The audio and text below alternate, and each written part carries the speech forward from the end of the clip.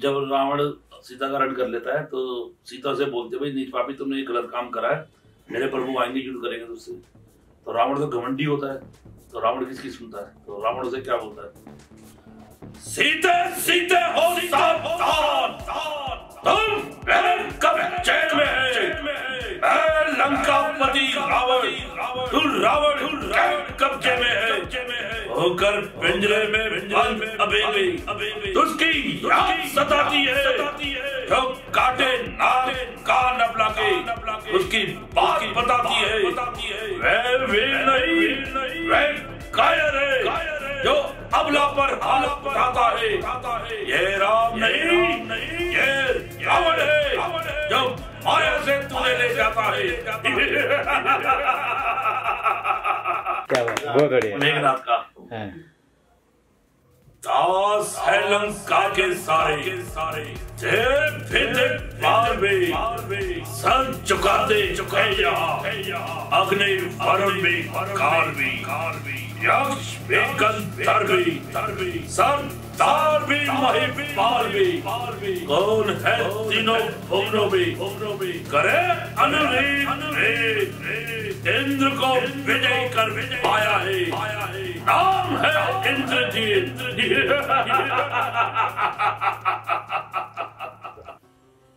नमस्कार दोस्तों, मैं प्रयागराज आज फिर से आपके सामने आया हूँ एक ऐसे इंसान को लेकर जो समाज सेवी हैं, बहुत अच्छे इंसान हैं, हेल्पफुल हैं और एक लीडर भी हैं, नेता हैं। वो आपको कुछ अपने ज़िंदगी के कहे अनकही बातें बताएंगे और मैं उनके लिए ज़्यादा शब्द नहीं कहना चाहूँगा। मैं आपसे उनको रूबरू कराना चाहूँगा उस हीरे से, उस एक अच्छे इंसान से, उस लीडर से, उस हेल्पफुल इंसान से। तो चलिए आज मैं उनसे मिलवाता हूँ। तो दोस्तों, जिस इंसान के बारे में और जिस शख्सियत के बारे में, जिस हीरे के बारे में मैं आपसे बात कर रहा था, तो आइए उनसे मैं मिलवाता हूँ। नमस्कार सर। नमस्कार जी। कैसे हैं सर आप? बहुत बढ़िया। मेरा नाम मनीष शर्मा है। जब से मेरा जन्म हुआ है सन 1978, यहीं का मेरा जन्म है, शास्त्री नगर का, और मैं यहीं खेला कूदा हूँ, यहीं स्कूल पढ़ा हूँ। आज मेरी उम्र 45 साल हो गई है और मैं आज भी यहीं रह रहा हूँ। तो सर, जैसा कि मैंने सुना है आप धार्मिक कार्यों में बहुत आगे हैं। हाँ जी, हमारा अपना एक ग्रुप है एल ब्लॉक युवा शक्ति मित्र मंडल, और हम लोग समय समय पर क्षेत्र में धार्मिक प्रोग्राम करते रहते हैं और भंडारे आदि भी करते हैं। सभी मिलके, सभी मेरी टीम के जितने भी सदस्य हैं, सभी उसमें अपना शेयर करते हैं। आपस में हम लोग पैसा मिलाते हैं और बहुत बढ़िया प्रोग्राम करते हैं। जन्माष्टमी का हो गया, दशहरे का हो गया, और अभी जैसे अभी 22 तारीख को राम जी की प्रतिष्ठा का था, हमने वो भी प्रोग्राम बहुत आतिशबाजी रथ अपना राम जी की बारात निकाली थी। उसमें कालका माई का भी हमने झांकी निकाली। बहुत बढ़िया प्रोग्राम, और क्षेत्र के लोग भी बढ़ चढ़ के हिस्सा लेते हैं। लोग बोलते हैं कि भाई तुम लोग सारे लड़के मिलके इतना अच्छा प्रोग्राम करते हो, इतना अच्छा कार्यक्रम करते हो, हमें सभी को अच्छा लगता है। और उसमें ये भी है कि हम यहाँ इसलिए करते हैं कि हमारे क्षेत्र की जितनी भी हमारे इधर के आसपास की बहू बेटी बहन बेटी है, उनको कहीं जाने की जरूरत नहीं पड़ती। सर, मतलब आप धार्मिक कार्य मतलब कैसे कैसे, कितने तरह के, मतलब बहुत सी तरीके के धार्मिक कार्य होते हैं, आप क्या क्या करते हैं? जैसे जन्माष्टमी पे हम लोग सिंगर भी बुलाते हैं और अपना झांकियाँ हैं, जैसे राधा कृष्ण की, शंकर पार्वती की, अघोरी की, हनुमान जी की, कालका माई की, तो झांकियाँ निकालते हैं। अपना यहाँ पे मंच लगवाया जाता है पूरा प्रॉपर। कम से कम संख्या उस टाइम 1000 की संख्या हो जाती है और पूरा रोड भरा होता है। हमें भी अच्छा लगता है कि हम किसी के लिए, क्षेत्र के लिए, समाज के लिए एक धार्मिक कार्यक्रम करते हैं और अच्छा कार्यक्रम करते हैं। अगले दिन हमें लोगों को फ़ोन भी करते हैं, हमें लोग कोई सामने आके भी बोलता है कि भाई आप लोग, तुम्हारी वजह से ये काम हो जाता है, और हमें अच्छा लगता है। तो हमें भी बढ़िया अच्छा लगता है जब अपने बारे में तारीफ सुनते हैं तो। और हमेशा हम लोग, मैं तो खास तौर से बता रहा हूँ कि मैं हमेशा हर इंसान के लिए 24 घंटा खड़े रहता हूँ। पीछे मैं 10-15 साल में यहाँ से शिफ्ट होकर उत्तम नगर चला गया था। अगर रात को भी मुझे किसी ने 1 बजे भी फ़ोन कर दिया है कि भाई साहब ऐसे मेरा कोई झगड़ा हो गया, थाने का चक्कर है, या एक्सीडेंट हो गया, या तबीयत ख़राब है मेरी, हॉस्पिटल चले गए, तो आप आ जाओ करी, मैं तुरंत वहाँ से निकल जाता था और हमेशा खड़ा रहा हूँ। ये बात आप किसी से भी क्षेत्र में पूछ लीजिए कि मनीष शर्मा हमेशा दुख की घड़ी में तुम्हारे साथ कंधे से कंधा मिला के खड़ा हुआ है या नहीं हुआ। मैं इसका एक छोटा सा उदाहरण भी देना चाहूंगा आपको। एक बच्चे की माता जी का फोन आया कि भैया आप कहाँ हो। मैंने कहा भाभी मैं तो घर पे ही सोया हुआ हूँ। तो कह रही है ऐसे ऐसे मेरे बेटे की तबीयत थोड़ी बिगड़ गई है, एक बार आप समय से आ जाना। तो मैं लगभग 9:30-10 बजे आ गया था शास्त्रनगर। मैंने उनको फ़ोन मिलाया कि हाँ भाभी उसकी तबीयत कैसी है। तो उन्होंने मुझे बोला कि भैया हम तो जीवन वाला में बैठे हुए हैं, हमें तो 8 लाख का पैकेज बताया ऑपरेशन का और हम पे इतने पैसे नहीं है, हम तो इसको कहीं जमुना पार दिखाने ले जा रहे हैं। मैंने कहा 8 लाख का पैकेज, ऐसी क्या प्रॉब्लम हो गई। तो मैंने कहा अभी आप कहाँ हो। कह रही हम निकले हैं वहाँ से। मैंने कहा आप कोई नहीं, मुझे मेट्रो पे मिलो शास्त्रनगर, मैं आ रहा हूँ वहाँ पे।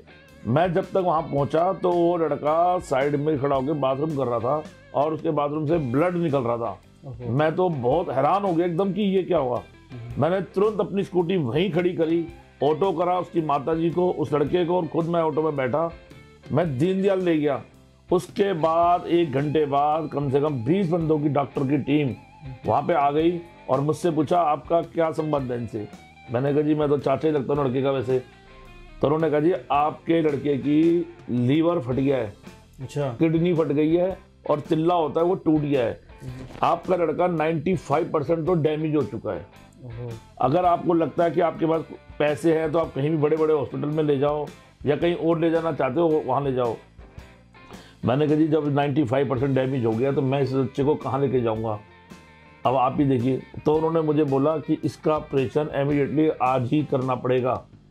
तो मैंने कहा कोई बात नहीं। उन्होंने मुझसे कई कागज़ों पे साइन करवा लिए और मेरी ज़िंदगी का सबसे बड़ा इम्तिहान उसी दिन था कि किसी बच्चे के लिए मैं इतना बड़ा एक तरह से जुआ कह लो कि मैंने किसी से कोई इतनी राय नहीं ली, किसी को फ़ोन नहीं किए। मैंने तुरंत वहाँ पे साइन करे, अंगूठे लगाए। उसकी माता जी वहीं पे थी, उसकी लड़के की मौसी भी थी। तो उन्होंने कहा भैया जैसा आपको ठीक लगे वैसे करो।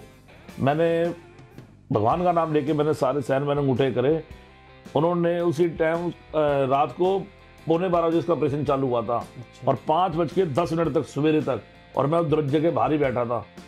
जब उसका ऑपरेशन हो गया डॉक्टर बाहर आया तो उसने तुरंत मेरे को बोला कि सर हमने लड़के का लीवर भी सील दिया है और किडनी भी सील दी है और तिल्ला हमने निकाल दिया है।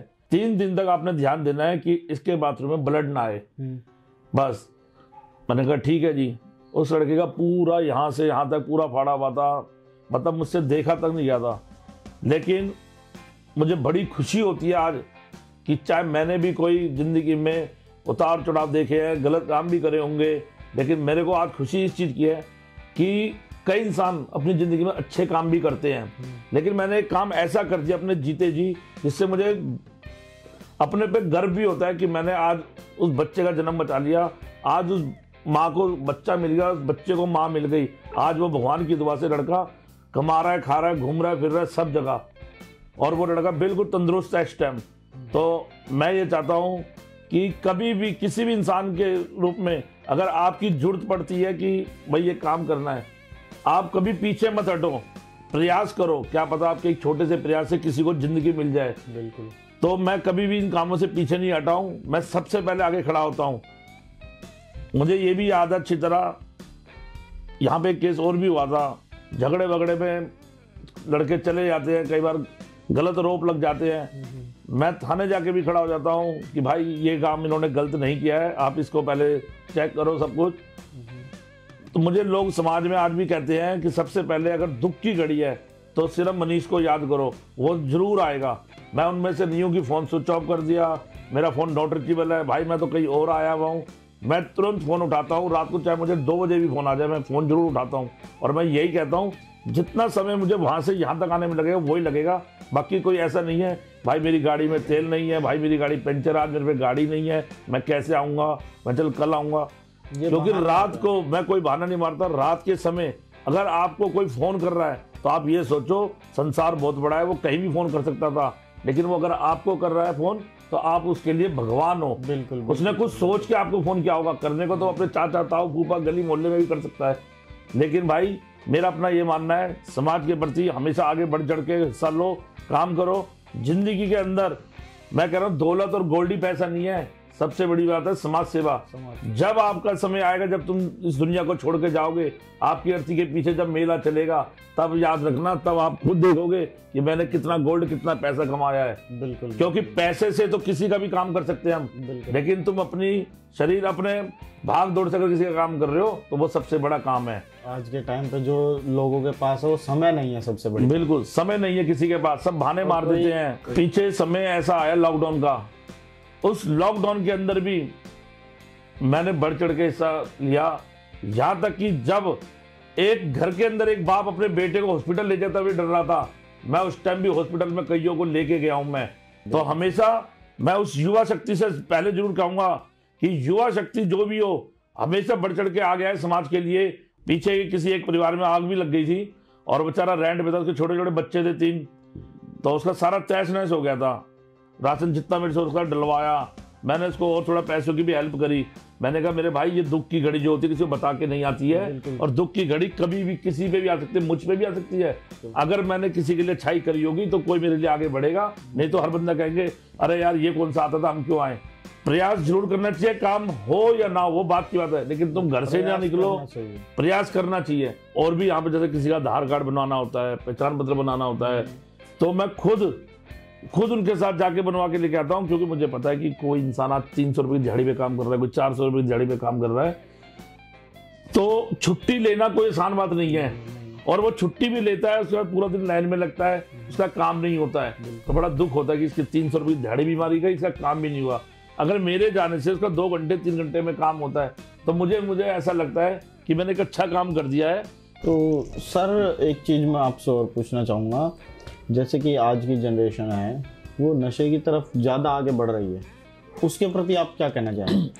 मैं तो आज की जनरेशन युवा को एक ही चीज़ बोलना चाहूँगा कि भाई जो नशा है ये पूरी ज़िंदगी को तबाह कर देता है। जैसे शादी के बाद नशा करता है ज़्यादा, क्या होता है कि फिर प्रॉब्लम आ जाती है पैसों की प्रॉब्लम के बाद आती है घर में झगड़े के बाद होती है कि वाइफ अपने घर चली जाती है, फिर कोर्ट कचहरी, आपकी पूरी लाइफ कोर्ट कचहरी इसमें घुस जाती है आप, और शरीर खराब हो जाता है। उसके बाद क्या होता है, आप हॉस्पिटलों के चक्कर लगाते रहो, कभी एक्सरे कराओ, कभी अल्ट्रासाउंड कराओ, कभी एडमिट हो जाओ। तो मेरे भाई जो ये नशा है ये आपकी जिंदगी को तबाह करता है। आप नशे इतने पाल लोगे तो आपको आपका पड़ोसी भी वो कहेगा यार ये आ रहा है, ये जरूर पैसे मांगेगा नशे के लिए, थोड़ा मैं खुद साइड चले आऊं, तो समाज आपसे खुद दूर हो जाता है। बिल्कुल। तो मैं सबसे हाथ जोड़ के यही कहना चाहूंगा, अपने बढ़िया से रहे, अपना दिन त्योहार बनाएं बीवी बच्चों के साथ, देखो कितना आनंद आता है। फिर वो टाइम देखो, वो परिवार से मिलो कि दिवाली होती है, वो पाठ पूजा कर रहे हैं, लेकिन उनके परिवार के बच्चे नशे में कहीं है, 4 दिन से नहीं आए, 2 दिन से नहीं आए,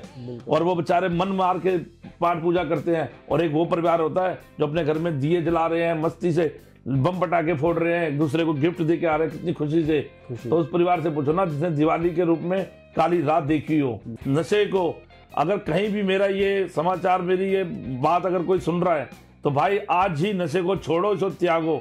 नशे में कुछ नहीं रखा, सिर्फ जिंदगी तबाह कल भी थी, आज भी है और कल भी रहेगी। बिल्कुल सर, आपने मैसेज तो बहुत अच्छा दिया है। अब सर आपकी एक उस समाज सेवा लाइफ से थोड़ा हटकर बात करते हैं। मैंने सुना है सर आपको एक्टिंग का भी बहुत शौक है। हाँ, एक्टिंग का तो ऐसा है जी, मेरे को मतलब बचपन से था। तो मैं ये कहना चाहूँगा कि कलाकारी एक वो भगवान का गॉड गिफ्ट है। अगर तुम्हारे पास उसने दिया है, भगवान ने तुम्हें गॉड गिफ्ट दिया है, तो उसको पब्लिक के आगे जरूर यूज करें, जरूर दिखाएं। पता नहीं कब किसकी किस्मत चली जाए। आज मैं दिल्ली की कई जगह की रामलीला में मैंने रोल करा हुआ है। मैं 15 साल से 16 साल से मैं रोल भी कर रहा हूँ। और मैंने एक 2016 के अंदर पोस्टर वाइज मूवी आई थी, उसकी सनी देओल बॉबी देओल थे उसमें तो भी मैंने सनी देओल सर के साथ भी आपने। हाँ, मैंने उस फिल्म में हूँ मैं भी। तो मतलब मेरे, और मैं बॉम्बे भी आता जाता हूँ। मेरा बचपन से शौक था, मतलब मुझे बॉम्बे जाना है, मुझे कुछ करना है, कहीं मुझे कोई स्पीच भी देनी होती है, मैं भेद धड़क देता हूँ, हिचकिचाता नहीं हूँ। अरे आपके अंदर टैलेंट है तो उस टैलेंट को छुपाओ मत, क्योंकि जो छुपा लेता है वो फेल हो जाता है। अगर कहीं तुम 10,000 बंदों के सामने दिखा रहे हो, क्या पता उस 10,000 के अंदर कुछ ऐसा बंदा बैठा है जो तुम्हें नजर रखा हुआ है। मैं इस मास स्टूडियो में बैठा हूँ आज। ये मास स्टूडियो भी इसने कईयों की जिंदगी बदल दी। मैंने कई लड़कियों को, कई लड़कों को इस मास स्टूडियो में आते हुए देखा है। जब वो 3-4 साल पहले ऐसे आते थे, सिंपल थे, उन्हें बात करनी नहीं आती थी, बोलना तक नहीं आता था, यहाँ तक कि उनका लुक वाइज भी एक सिंपल था। लेकिन आज ही मेरी नज़र के अंदर ऐसे कई बच्चे हैं जो कोई सिंगर बन गया है, धारावाहिक नाटक में आ रहा है। जी। मुझे याद है एक लड़की है, मुझे नीचे मिलती थी, मुझे पहले से जानती थी वो कि भैया मैं ऐसे ऐसे आती हूँ यहाँ पर और मैं ये सीख रही हूँ। मैं कहा बहुत अच्छी बात है, लेकिन उसने मुझे बोला कि भैया मैं कर लूँगी ना। मैंने कहा तू बेटा बस छोड़ियो मत, कर तो तू लेगी जब तेरा मन कर रहा है। तो आज वो लड़की इतनी अच्छी सिंगर है और उसकी पर्सनैलिटी देखोगे, मैं उसकी 5 साल पहले की फोटो अगर आपको दिखाऊं तो आप, और आज की फोटो में धरती और आसमान का फर्क है। आज वो अपनी लाइन के अंदर, उसको बोलना चालना सब कुछ आ गया है, नहीं तो एक घरेलू तो घर में ही वो रोटी सब्जी बनाती रह जाती। और सर कुछ जो हमारे व्यूअर्स हैं उनको आप जो आप समाज सेवा करते हैं, तो बहुत से लोग हैं जो आपके आसपास रहते हैं, जो ऐसे भी होते हैं, आप बहुतों की आप जितनों की कोशिश करते हैं उतनों की कर पाते हैं आप हेल्प, लेकिन फिर भी कुछ ना कुछ ऐसे लोग हैं जो आपसे मिले नहीं है या आपसे उनका कांटेक्ट नहीं हो पाया है। तो आप एक बार उनको अपना कांटेक्ट नंबर बता देंगे तो वो थोड़ा सा आगे बढ़ पाएंगे। देखो कॉन्टैक्ट नंबर भी मैं दे देता हूँ। मेरी तो कभी भी जरूरत पड़ जाए, मैं ये नहीं देखता कि ये मेरी गली में रहता है तो मुझे इसकी हेल्प करनी है, ये पीछे वाली गली में रहता है तो इसकी नहीं करनी। सर आप एक बार अपना कांटेक्ट नंबर बता दीजिए। मेरा कांटेक्ट नंबर है 9953 125 509, मनीष शर्मा, शास्त्री नगर। धन्यवाद सर, आप आए, आपसे मिलकर बहुत अच्छा लगा। और दोस्तों मैं आपको बताना चाहता हूँ कि शास्त्री नगर के आसपास जो जितना भी एरिया है और उस एरिया के थोड़ा बाहर भी इनकी काफ़ी अच्छी जान पहचान है और काफ़ी समाज सेवा करते हैं ये। बहुत से लोगों को इन्होंने आगे भी बढ़ाया है। और अगर आपको कोई प्रॉब्लम्स है या छोटी मोटी कोई भी दिक्कत है तो आप मनीष सर से कांटेक्ट कर सकते हैं। धन्यवाद। धन्यवाद सर, अच्छा लगा आपसे मिलकर। बहुत बढ़िया जी, मुझे भी बहुत अच्छा लगा आपसे मिलकर।